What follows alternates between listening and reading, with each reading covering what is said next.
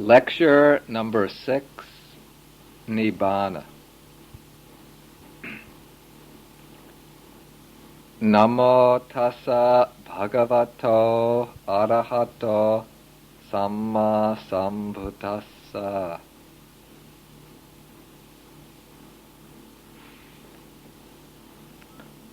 The Buddha says that he teaches only dukkha and the cessation of dukkha, suffering and the end of suffering. In the talks given so far, we've dealt primarily with the first side of the Dhamma, with the problem of suffering. However, the truth of suffering is not the final word of the Buddha's teaching. It is only the starting point, the first noble truth, not the whole of the Dhamma. The whole of the Dhamma has to be found by examining all four noble truths. So far, we've explored the negative side of the truths of suffering and its cause. In this talk and in the following talks, we'll deal with the other side, the positive side, with the third and fourth noble truths. But before doing so, it's important to understand why the Buddha starts his teaching with the truth of suffering. He starts with suffering because his teaching is designed for a particular end. It is designed to lead us to liberation. In order to do this, the Buddha must give us a reason to seek liberation. Normally, we aren't aware of the problematic nature of our existence. We live in a world of delusions. We see things as being pleasurable, attractive, permanent. We take our personalities to be a self. We live seeking pleasure, seeking to gratify and bolster the ego. We think only of how to maximize our enjoyments and our personal status. In this way, we get lost in the world of finite concerns. We get swept away by time, the current of time. We get sunk in the dark mass of ignorance. We do not realize that our lives are pervaded by dukkha. We don't see the pain and suffering, the impermanence, the insubstantiality surrounding us on all sides. To lead us out of dukkha, to bring us to the true state of peace, the peace of deliverance, the Buddha first has to alert us to the danger. He has to make us see the problem, the peril. He has to arouse in us a sense of urgency. His position is somewhat like someone trying to save a man caught unawares in a burning house. The man doesn't realize his house is on fire. He's living there, enjoying himself, watching television, playing and laughing. To get him to come out, the first thing that we have to do is to let him know that his home is on fire. So in the same way, the Buddha announces in the first noble truth that our house is on fire. Our lives are burning with old age, sickness, and death. Our minds are flaming with the fires of greed, hatred, and delusion. Then, when we become aware of the trouble, when we're ready to seek a way to release, then the Buddha can show us the possibility of freedom. Freedom from dukkha, from suffering, can only be attained by cutting off its cause. The principal cause of suffering, the Buddha says, is craving, tanha, the desire for personal gratification, the desire for existence, the desire for a world of sights, sounds, smells, tastes, touch sensations, and ideas.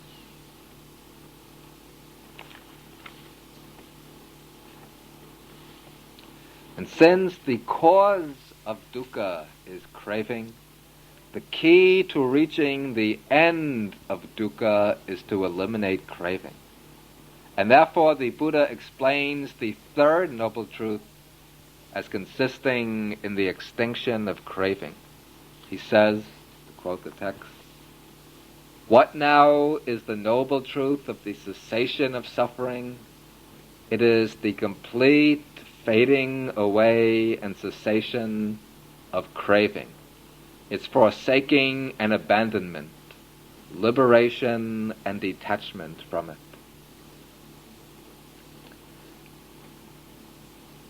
This noble truth of the cessation of suffering has two dimensions, the psychological dimension and the philosophical dimension. We'll deal with them briefly, each in turn. First, at the psychological level, we find that unhappiness, content, or suffering results from the tension between desire and the lack of the thing desired. We desire something, an object, a person, a particular situation. We do not have it, therefore we feel dissatisfied. We desire to hold on to something forever, and when we think of losing it, then we feel afraid. We feel worry and anxiety. And when we lose what we have, then we feel sorrow and grief. Thus all suffering, all pain and dissatisfaction comes about from this conflict between desire and reality. Now there are two possible approaches to overcoming the unhappiness that results from this tension. One is to obtain the object of desire, to secure possession of it. The other is to eliminate the desire. In both cases, the tension, the conflict is removed, and the unhappiness is replaced by pleasure or satisfaction. Now, usually we adopt the first alternative. We try to obtain the object of desire, and when we do so, we feel happy. Thus, we conclude that happiness comes from satisfying our desires. But the kind of happiness that results from satisfying our desires is very tenuous. If we examine it carefully, we find that it's unreliable, insecure. First of all, it depends on getting things outside ourselves. It depends on externals. And when we don't get the things we want, we become unhappy. We feel that we don't feel contentment in ourselves. And then in the second place, this kind of happiness requires the permanence of the objects of desire. But these things that we obtain are always impermanent. And when we're separated from them, then we become unhappy. Therefore, even in the midst of happiness, in the midst of pleasure, we remain vulnerable to suffering. And so our state of happiness and pleasure, if we examine it, we find that it's really illusory, really a concealed or potential form of dukkha. The Buddha, in his teaching, reverses this common assumption that underlies all of our usual activity. The assumption that happiness can be found by satisfying our desires. He points out that true happiness is to be achieved by taking the other approach, the opposite approach. This approach is to eliminate the desire. If we eliminate the desire, then our mind remains satisfied, content, and happy, no matter what our external situation might be. We can see this to a limited extent in our daily life, how all the worry, concern, clinging, and discontent that might build up around our desire for a certain object, how all of this mental unhappiness falls away, drops away, as soon as we drop the desire, the craving for that object. But the Buddha says that the same immediately visible principle can be carried all the way through to the point of completion. That it's possible to totally uproot craving once and for all. And by uprooting all of our thirst and craving, all our blind desire, we attain a happiness, a contentment, an inner satisfaction that can never be destroyed, can never be disrupted. This is the cessation of suffering, the end of dukkha, visible here and now. But the end of dukkha has a deeper meaning even than this. We saw in the previous talk, in an earlier talk, that our craving leads us into clinging. We cling, and because of our clinging, we engage in patterns of action by which we build up karma. Then, through our karma, we turn over and over again in samsara, the round of birth and death, moving through its different planes of existence. The heavenly worlds, the human world, the lower worlds. All these different planes of existence have their own kinds of dukkha, their own forms of suffering. Even the heavens are no final refuge. By achieving a heavenly rebirth, we can enjoy immensely long lives, great power, beauty, and bliss. But even those worlds, the life in those worlds comes to an end and can be followed by rebirth elsewhere and by more suffering. Thus, to reach final happiness, full freedom from suffering, we have to get free from the cycle of existence. And this comes by uprooting craving. When craving is eliminated, all clinging stops. Our actions no longer build up karma, and then the wheel of repeated becoming is brought to a halt. That is the state of final deliverance, which is the aim of the Buddha's teaching. The state of final deliverance is called in Pali Nibbana, in Sanskrit Nirvana. The word Nirvana or Nibbana literally means the going out or extinguishing of a flame, and thus used figuratively by the Buddha, it means the extinguishing of the flame of craving, the extinguishing of the fires of greed, hatred, and delusion. The Pali writers also take the word to have the meaning of escape from the forest. That is, escape from the forest of craving, or from the forest of samsaric becoming. The state of Nibbana is the ultimate goal of the Buddhist path, the end and the consummation of the entire practice. The Buddha says that just as the waters of a river plunge into the ocean and merge with the ocean, so the spiritual path, the Noble Eightfold Path, plunges into Nibbana and merges with Nibbana. Now, when we try to talk about Nibbana, we immediately come up against the problem that Nibbana is said to be beyond the range of speech and language. Nibbana is a supramundane state, a reality which is to be seen, realized, and experienced, not a concept to be conceptualized or an idea to be discussed. Ultimately, Nibbana should be experienced and realized. However, to make known the nature of Nibbana, we have to resort to words, we have to speak about it, and therefore this lecture becomes possible. If we were to really give a very direct communication of the nature of Nibbana, we just have to stop the lecture at this point. But then those who are listening would be disappointed, so therefore I'll have to go on to speak to fill up the rest of the tape.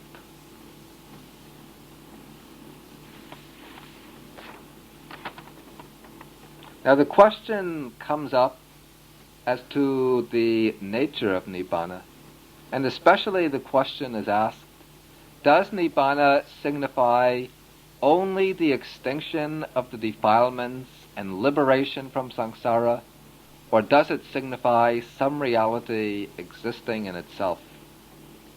According to the Theravada school of Buddhism, which I see to be solidly grounded in the actual word of the Buddha, Nibbana is not only the destruction of defilements and the ending of samsara, but an actually existing reality, a reality which is transcendent to all the realms of phenomenal existence, to the entire empirical world of mundane experience. There are certain reasons which can be offered in support of this view. Here I don't wish to burden anybody with dry scholarship, but a look at the texts, at the suttas spoken by the Buddha, can help clarify for us our idea of what Nibbana is. This part might be a little bit dry, and a little bit at times difficult to follow, but I ask the listeners to try to follow it, even if they have to repeat the tape. In the suttas, we find that there are certain key words that the Buddha uses to designate existing realities. These we can call ontological terms with an existential meaning. These key terms are the words Dhamma, Ayatana, Dhatu, Pada, and Satya. The words are given on the list of Pali terms. We'll explain these words briefly and then show how each of them is applied to Nibbana. First, we'll take the word Dhamma. We have dealt with this word and some of its more common meanings as the teaching of the Buddha, as the truth made known by the Buddha, and as the path that leads to the realization of truth. But this word Dhamma also has a more philosophical meaning. The word Dhamma signifies the basic actualities, the existing realities, those things which bear their own natures independent of our thinking, of our conceptual processing of them. The Dhammas are distinguished from conceptual entities, those things which do not exist in fact, but only as ideas or notions in the mind.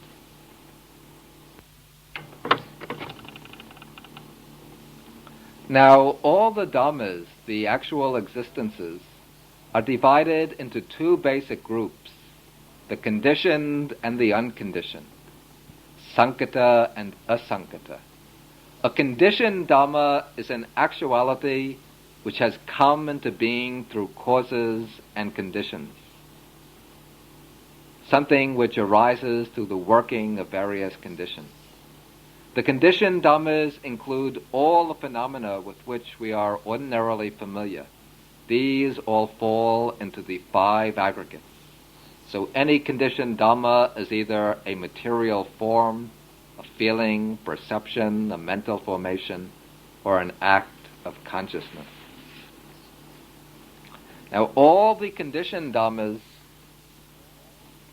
go through three phases of becoming.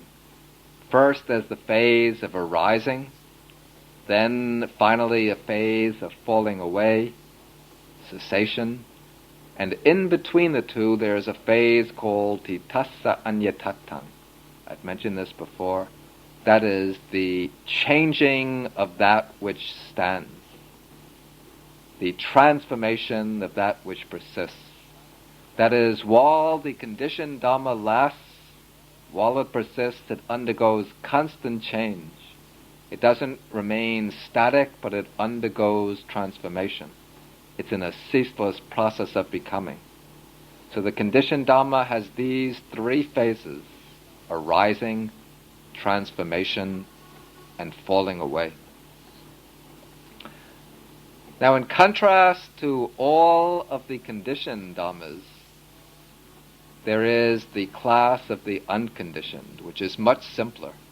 It contains only one actuality. That is Nibbana.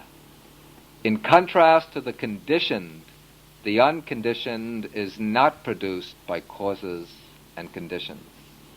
And then, in contrast to the conditioned, the unconditioned has the three opposite marks. That is, it has no arising, it has no falling away, and it undergoes no transformation.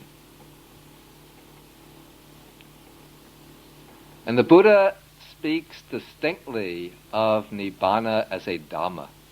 He calls it the supreme Dhamma, the Uttamang Dhamma. And he says in one sutta, he says that of all Dhammas, conditioned and unconditioned, the most excellent Dhamma, the supreme Dhamma, is Nibbana. So Nibbana is definitely referred to by this key ontological term of Buddhism, the word Dhamma. Another important ontological term used by the Buddha is ayatana. This word usually means realm, plane, or sphere. For example, the Buddha speaks about the different planes of existence as ayatanas. And he also speaks about the 6 sense faculties as the 6 ayatanas. In a famous passage from the text, the Udana, the Buddha also speaks about Nibbana as an ayatana. He says,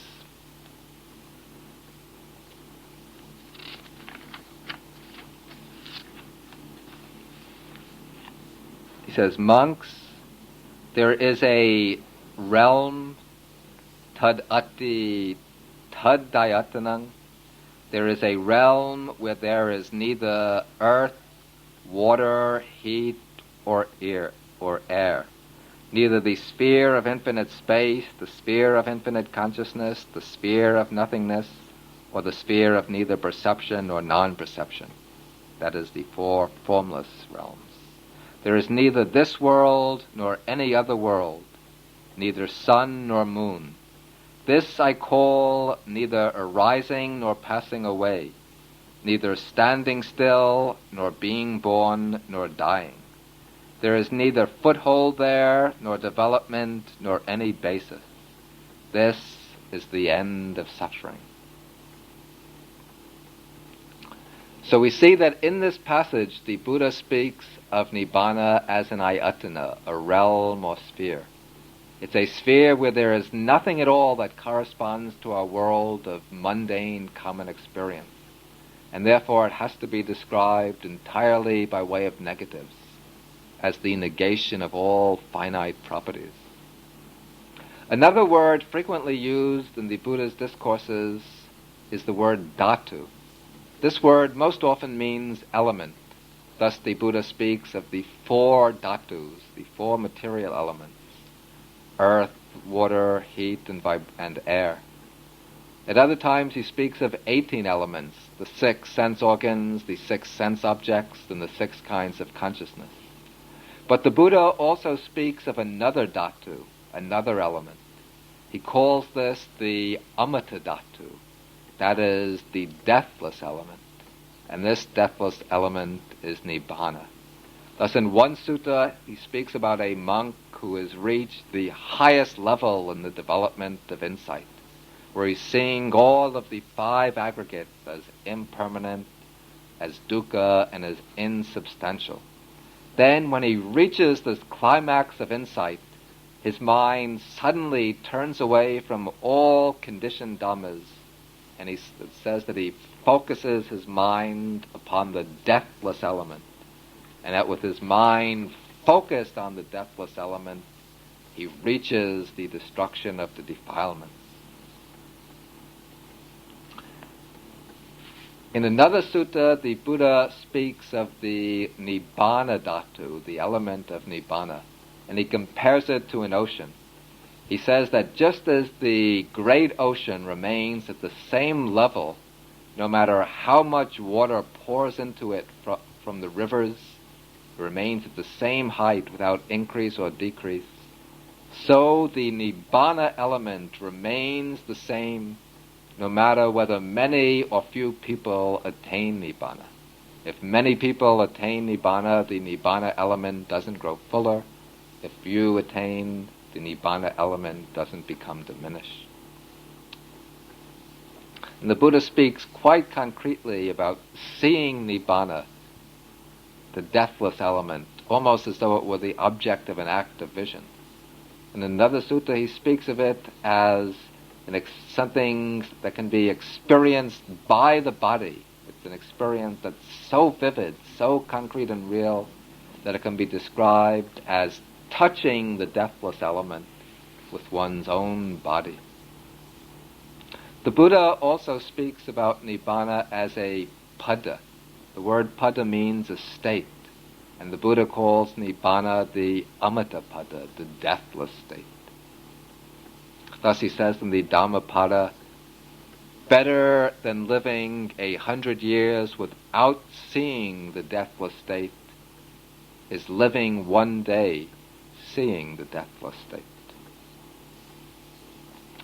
Another word used in the text is satya. This word means truth. Not truth as a statement, but truth as reality, as an existing reality. There's a passage where the Buddha says, that which the ignorant take to be truth, that the noble ones, the Aryans, know to be false. That which the Aryans know to be true, that the ignorant regard as false. That which is of an imperishable nature, that is Nibbana, and that is the truth known by the Aryans. So here in this passage, that which the ignorant take to be truth, to be real, is a self, an ego entity. And this the Aryans know to be false, since through their insight they have realized that all phenomena are without a self, that they're all insubstantial. And that which the noble ones know to be truth, that is Nibbana, and this the ignorant take to be false, an imaginary thing, or a vain notion. But the noble ones, the Aryans, have seen Nibbana. They've known through direct experience that it is real, the one ultimate reality that's imperishable. In another sutta, the Buddha says, that which has a perishable nature, that is false. But that which is of an imperishable nature, namely Nibbana, that is truth. And then he says in the same sutta that this is the supreme noble truth, Nibbana, which is of an imperishable nature.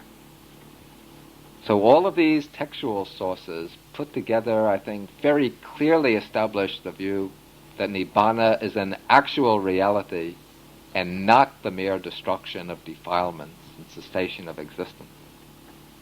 Then there's also another famous passage which I think also makes the matter very definitely clear. This is the passage in the Udana where the Buddha says, addressing the monks, he says, Monks, there is an unborn, an unoriginated, an uncreated, an unconditioned. If there were not this unborn, unoriginated, uncreated, unconditioned, there would be no escape possible from the world of the born, the originated, the created, and conditioned. However, since there is an unborn, unoriginated, uncreated, unconditioned, therefore escape is possible from the world of the born, the originated, the created, the conditioned. The Buddha here is saying that if there were no unconditioned reality, there would be no escape possible from the round of birth and death. The round of birth and death would go on forever. There would be no way at all to put an end to it. But the Buddha adds the positive counterpart to this. He says that there already exists an unborn, unoriginated, uncreated, unconditioned. And therefore it is possible for the mind to know the unconditioned, to realize the unconditioned, and by realizing the unconditioned, to destroy the ignorance and craving which hold us in bondage, and thereby make an end to the round of becoming, and reach deliverance from birth and death, deliverance from the world of the born, originated, created, and conditioned. Now, since Nibbana is the precondition for this liberation to take place, since Nibbana must exist for it to be known and for liberation to take place. Therefore, it's evident that Nibbana cannot simply be reduced to the destruction of the defilements and liberation from the round. Those events are conditioned events. They occur in time, while Nibbana is unconditioned, without any origination, timeless. Now, one particular problem is sometimes raised over the statement that Nibbana is unconditioned. It's said that it seems contradictory to say that Nibbana is unconditioned, and yet by practicing the path you attain Nibbana. Doesn't this seem to make Nibbana something that's conditioned by the practice of the path, something that's produced by the path? Doesn't Nibbana become an effect, something not unconditioned, not causeless? Here, the contradiction is only apparent. Nibbana itself, we have to make a distinction between Nibbana itself and the attainment of Nibbana. Nibbana itself is unproduced, unoriginated. It's always existent. But by following the path, by reaching enlightenment, you realize Nibbana. By practicing the path, you don't bring Nibbana into existence, but rather you discover something already existing, something always present. We can say that the attainment of Nibbana, the realization of Nibbana, is produced by the practice of the path. But this doesn't mean that Nibbana itself is brought into being by the path. We can illustrate this by an analogy. The city of New York is presently existing, and there are highways leading into New York from all over the country. By driving along the highway, you can reach New York and enter the city. But we can't say that New York itself is produced by traveling along the highway. Rather, the highway gives us entrance to New York. And by traveling on the highway, we can enter New York. Similarly, the path leads to Nibbana. By following the path, you reach enlightenment, and that brings the realization of Nibbana. But Nibbana itself is not created by the path.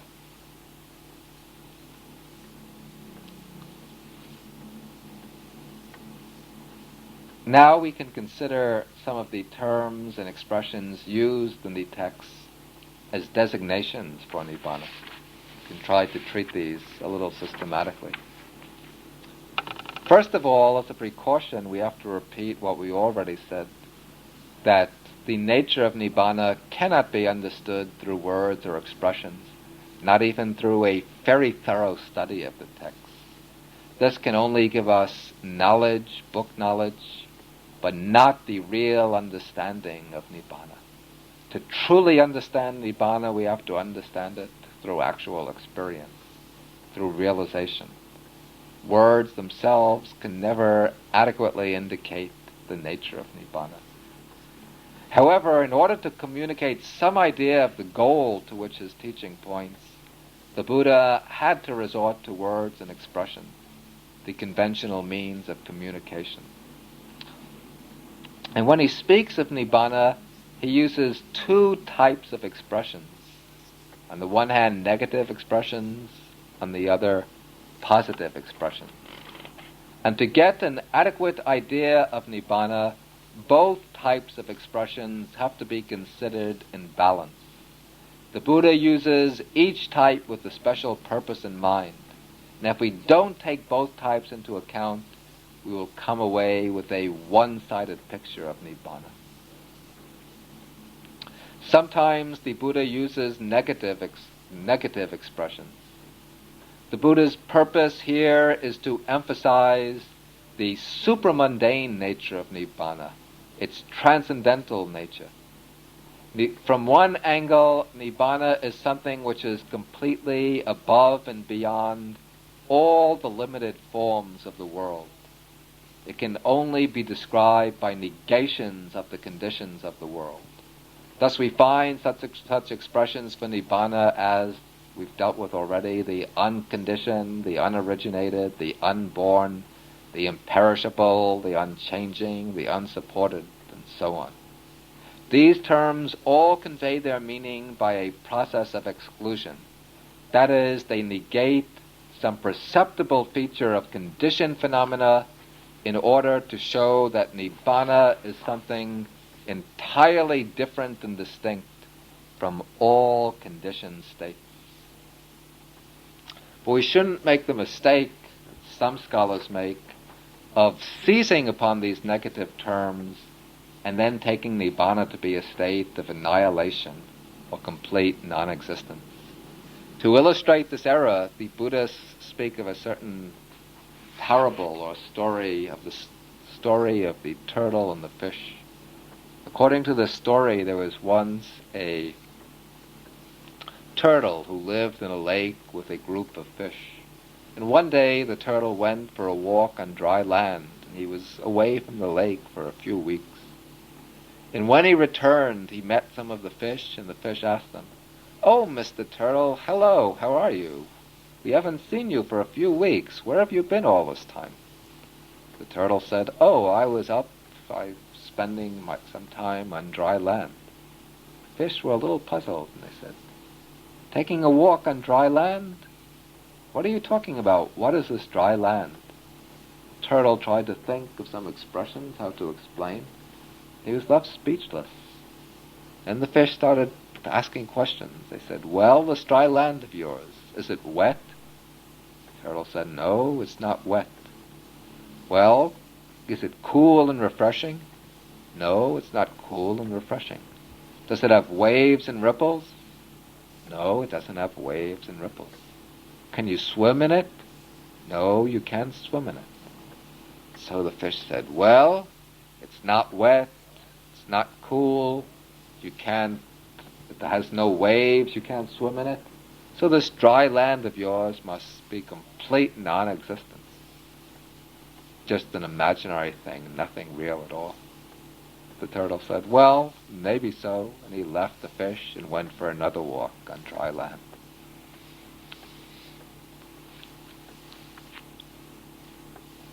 And so, to sum up, one method for making known the nature of Nibbana by means of negative expressions is to eliminate all the attributes of mundane conditioned phenomena to show that they are all incommensurate with the nature of Nibbana, to show that Nibbana utterly transcends all the attributes of mundane things.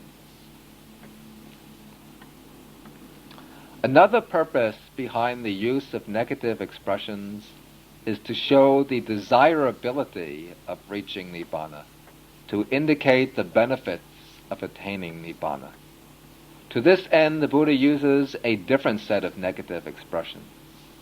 Whereas the first set is rather abstract and metaphysical, this set is very concrete and experiential.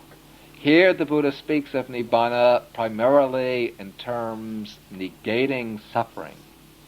He holds up Nibbana as the cessation of suffering, dukkha nirodha. Thus it becomes the ideal goal, the aim of all striving, since all beings desire to be free from suffering, to be secure and free from sorrow. Then the Buddha uses terms which negate particular forms of suffering. He calls it the cessation of old age and death, the unafflicted, the unoppressed, the sorrowless state, asoka pada, the fearless state, abhaya, the deathless state, amata.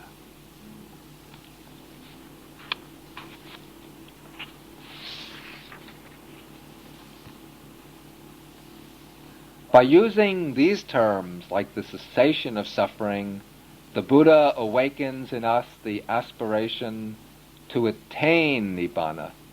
Then once he's awakened this aspiration, the next step is to point out what has to be done to reach the goal, to show the work that we have to do to arrive at the end of suffering.